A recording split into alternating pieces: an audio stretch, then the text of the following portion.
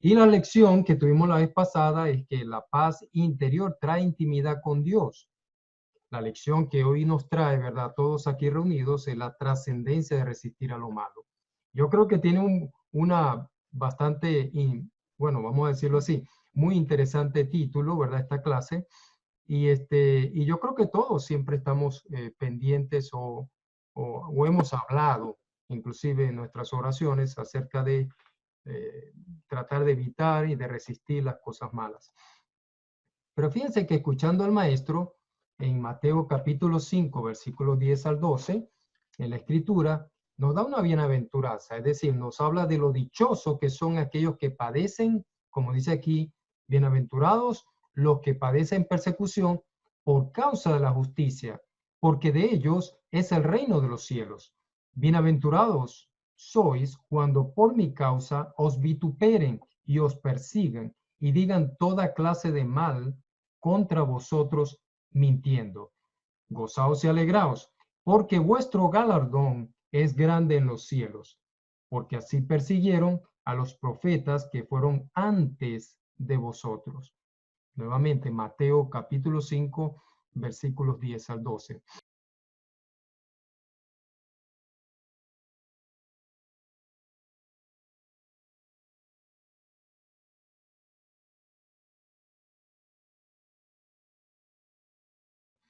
Dice la palabra aquí, perseguido. La gente en el mundo se burla, como ya ustedes algunos han dicho o han puesto algún ejemplo, se burlan de aquellos que siguen a Jesucristo y han encontrado estas personas el verdadero valor, perdón, de sus vidas.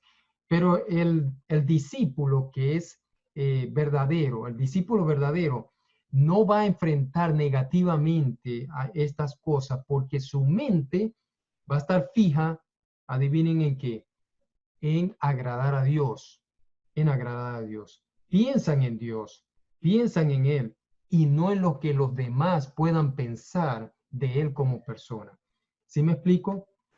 Una de las cosas que me dijeron a mí cuando salí de la escuela del seminario de Sunset, estudiando, dijo el profesor de evangelismo, me dijo, miren muchachos, no se preocupen si a ustedes les tiran la puerta, los rechazan cuando van por allí en campaña para la iglesia, porque no los están rechazando ustedes, están rechazando a Cristo. O sea, no lo tomen personal, dijo él. En verdad se siente feo igual, si es para Cristo o es para uno, uno se siente feo, ¿verdad? Se siente mal porque no es una bonita manera, ¿verdad?, de recibir algo de alguien, ¿no? Pero si uno se enfoca en Dios y se enfoca realmente en lo que Dios piensa de uno como persona, ya esas cosas que el mundo piensa o dicen de uno, ya eso queda secundario, queda a un lado. Lo que más nos debe de llamar la atención es lo que Dios realmente piensa de nosotros. Cuando alguien nos hace un mal, por ejemplo, el que reacciona inmediatamente, cuando tú reaccionas, adivinen qué, es el ego. Es el ego, es tu persona, es tu yo el que reacciona. ¿Por qué? Bueno, ya sabemos, porque nos lleva a tomar represalias muchas veces, pensando en que me ofendieron, me maltrataron, me hicieron esto y aquello. Entonces es el ego el que busca salir a responder a estas, vamos a decirlo, a estos ataques y a buscar represalias en cuanto a eso, o venganza, como dicen algunos. Pero si nos dejamos llevar por este impulso, adivina qué va a suceder, cuál va a ser el resultado. Eso nos va a llevar a lastimar a las personas y también al final vamos a salir lastimados nosotros mismos. Porque yo no creo que ningún cristiano se va a sentir bien por haber respondido de una manera negativa a otra persona. Yo creo que tú en el fondo, cuando llegas a tu casa y lo piensas bien, si has respondido de una manera que te siente que ha sido negativa, cuando llegas a tu casa comienzas a reflexionar y te das cuenta que no te vas a sentir nada bien, porque piensas que no es esa la manera que has aprendido tú de tu Señor, de Cristo, ¿verdad? Entonces, el estar a veces encolerizado, como dice uno, ¿verdad? O echando chispitas, como, podemos ver nosotros, encolerizado y resentido, nos conduce fuera del plano del pensamiento de Dios, porque Dios no se deja dominar por la ira en ese sentido, ¿verdad? Ni tampoco, imagínate si se dejara llevar por eso, estuviéramos todos fundidos ya, porque nuestro Dios es un Dios de juicio, pero también es un Dios justo y Él piensa con justicia. Entonces, tenemos que aprender a pensar y a estar dentro del plano de Dios. Lo que sí deberíamos de hacer es entregar a la gente en oración a Dios. Saben que a veces el poder de la oración es muy, pero muy, muy grande. Y cuando muchas veces nos hacen algún mal y uno entrega a esa persona en oración, yo no sé ustedes, pero yo he visto en la vida de algunas personas, incluyendo la mía, que cosas grandes han pasado. Cosas grandes han pasado. Porque lo que no podemos nosotros, Dios sí puede. Dios puede hacer cosas e inclusive puede calmar fuegos donde el hombre pues no puede en realidad.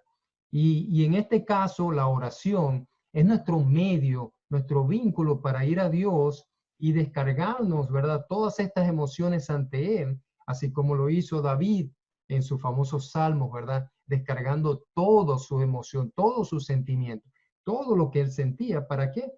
Para que de esta manera Dios respondiera y le alumbrara el camino de una mejor manera. Sobre todo cuando se trataba de sus enemigos.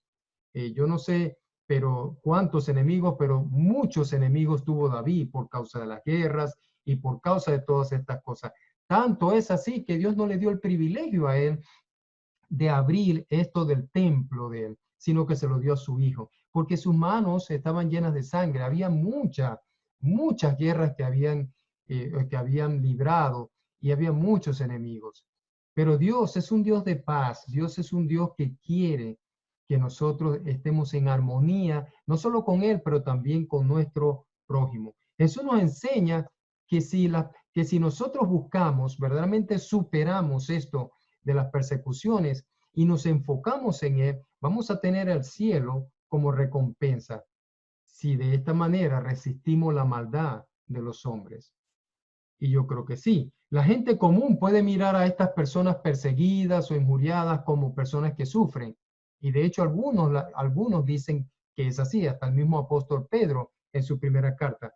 Pero lo que no saben es que estas personas han trascendido la conciencia física, venciendo las tribulaciones de este mundo, aún viviendo en la tierra. ¿Saben dónde hay verdaderamente fuerza en una persona?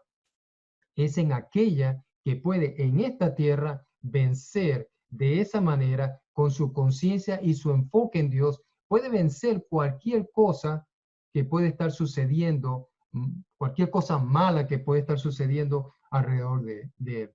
Su felicidad está basada no en lo que ocurre alrededor de él, no en las circunstancias. Su verdadera felicidad y gozo está en saber lo que tiene preparado Dios para él o para ella.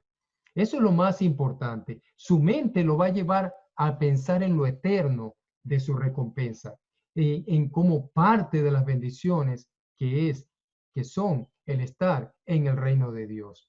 Yo creo que a veces nos ponemos a pensar cómo estas personas en el primer siglo, estos cristianos en el primer siglo, pudieron lograr tantas cosas, pudieron aguantar tantas cosas, ¿verdad? ¿Por qué las pudieron aguantar? Y ¿saben por qué? Venimos ahora y nos preguntamos eso, ¿por qué las aguantaron? Porque ellos fueron capaces de que fueron capaces de pensar y enfocarse en las cosas de Dios, en el cielo como recompensa, en este sentido. Por último, podemos ver que la actitud mostrada ante estas circunstancias negativas debe ser positiva, como lo expresa Jesús cuando dice, gozaos y qué, y alegraos, porque otros pasaron por lo mismo y triunfaron.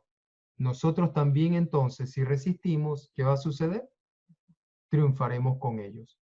Yo creo que no hay maldad, ¿verdad? No hay no hay una maldad suficiente en este mundo como la que arremetió contra Jesús, pero sin embargo, él fue capaz, inclusive hasta en la misma cruz, de decirle al Padre en oración, en súplica, de que los perdonara. Imagínense eso. Bueno, seguimos en esta última parte, ¿verdad? Seguimos en esta siguiente parte. Y bueno, vamos a concluir. Concluimos que lo importante que es el resistir cualquier atropello o injuria de parte de alguno por causa de nuestra fe. Fíjense bien, el atropello y la injuria por causa de nuestra fe, ya que ésta trasciende de la tierra, mientras que la injuria, ¿dónde queda la injuria? Aquí en la tierra.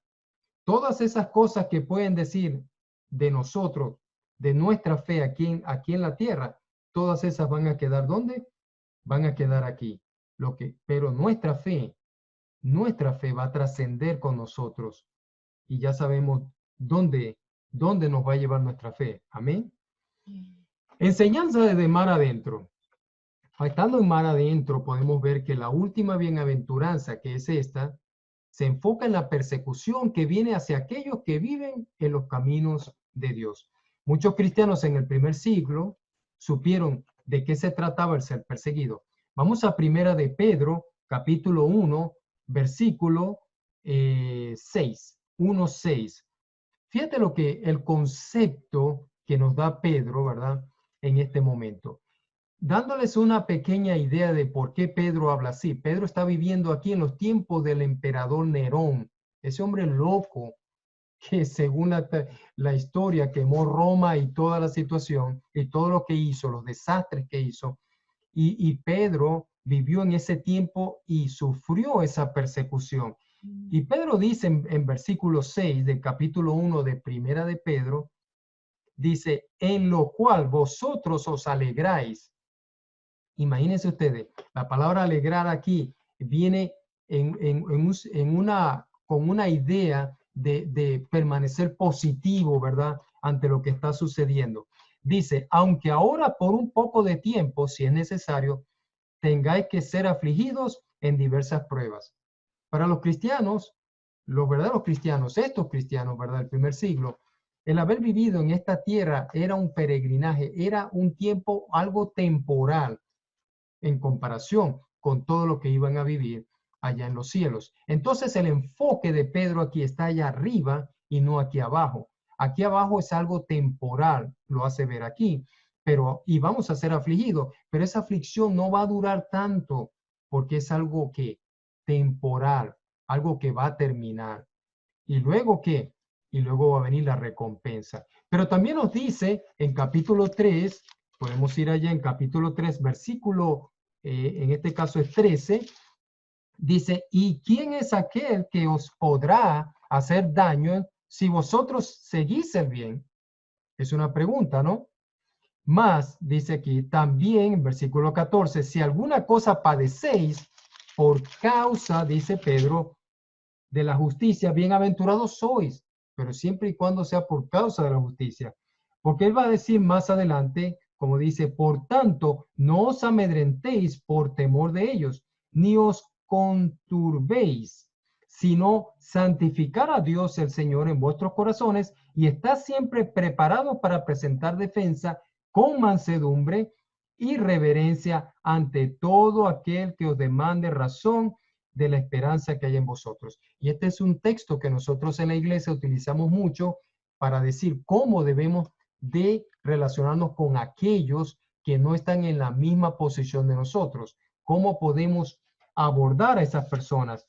Y el versículo 16 dice, teniendo buena conciencia para que en lo que murmuran de vosotros como de malhechores sean avergonzados los que calumnian vuestra buena conducta en Cristo. O sea que esas bocas quedarán calladas si nosotros nos mantenemos en la fe de una manera en la cual podamos dar ese testimonio a otros de que estamos realmente y sinceramente en la fe en Cristo Jesús. El 17 dice, porque mejor es que padezcáis haciendo el bien, si la voluntad de Dios así lo quiere, que haciendo el mal.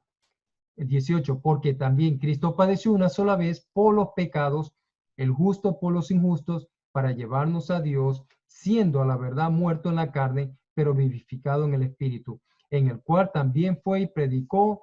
Bueno, ya dice, es hasta el 17, ya me lancé hacia el 18 también. Pero bueno, tenemos hacia el 17, por mejor es que padezcáis haciendo bien, si la voluntad de Dios así lo quiere, que haciendo el mal. Entonces, hay personas que hacen algo malo, siendo cristianas, y padecen, y después se preguntan, ¿y por qué me está pasando esto? Pero en realidad, la Biblia dice que en este caso son bienaventurados aquellos que padecen por algo que es justo, ¿verdad? Por algo que es justo, por algo que es justo delante de los ojos de Dios. No delante de los ojos nuestros, sino delante de los ojos de Dios. Otra cosa importante, esta persecución viene como resultado entonces de buscar el camino de Dios, de practicar los principios del Señor. La hostilidad que Jesús encontró en los líderes religiosos, ¿se acuerdan de su tiempo? ¿Fue producto de qué? Fue el producto o ilustra el precio que pagan aquellos que buscan seguir la agenda de Dios, mas no la agenda del mundo. Entonces, el reino de Dios se promete en la primera bienaventuranza, así como se hace igualmente en esta última. Hermanos, estamos viviendo tiempos difíciles donde a veces lo bueno se le llama malo y lo malo se llama bueno. Pero ¿saben qué? Al final va a triunfar el bien. Así que no dejemos de hacer el bien, porque somos bienaventurados, dichosos, si permanecemos resistiendo lo malo y no nos dejamos vencer por lo malo. Antes bien, vencemos con el bien el mal. El reino de los cielos resume en todo lo que involucra venir a estar en la órbita o en el ambiente de Dios y ser parte de su mundo. La persona que mantiene su lealtad a Dios debe advertírsele del final que le espera, y a causa de que la posibilidad de oposición en esta vida es bien alta. Así que, hermanos, en la Biblia no hay ni un solo texto que diga que o hable de un evangelio de prosperidad. Podemos ser prósperos, sí, en cierta manera, pero no dice en ninguna parte que los cristianos no van a sufrir de alguna forma o de alguna manera. Pero lo que sí nos dice es que si llegamos a sufrir por causa de Cristo, nosotros vamos a reinar juntamente con Él y vamos a ser bendecidos y bienaventurados. Como dice acá, heredando pues igualmente este reino de Dios con toda su justicia.